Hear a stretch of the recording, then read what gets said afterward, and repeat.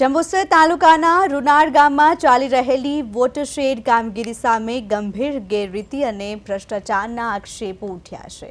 ગામના માજી સરપંચ રમેશભાઈએ જણાવ્યું કે કામ નક્કી કરેલા ધોરણ મુજબ નથી થઈ રહ્યું અને તેમાં વહીવટી ખામીઓ તથા નાણાકીય અનિયમિતતા છે।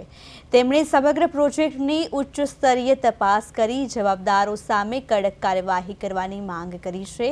આક્ષેપો બાદ ગામના રહેવાસીઓમાં પણ રોષ ફેલાયો છે અને જો યોગ્ય તપાસ ન થાય તો એ મુદ્દો વધુ ઉગ્ર બનવાની પણ શક્યતા વ્યક્ત થઈ રહી છે।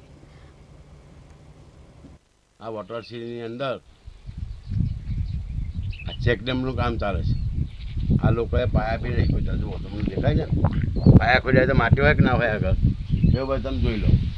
અને આ પ્લેટો મારી ત્યારે માટીને ઉપર આરસીસીનું કામ કરે છે। કોન્ટ્રાક્ટર અને વોટરશેડ યોજનાના અધિકારીઓ એ બંને જણા મળેલા માણસો છે। એ ભાગમાં કોન્ટ્રાક્ટ રાખે છે અને જે અધિકારીઓ છે એમના કુટુંબના જ અને એમના સગા સંબંધીનો જ કોન્ટ્રાક્ટ હોય છે।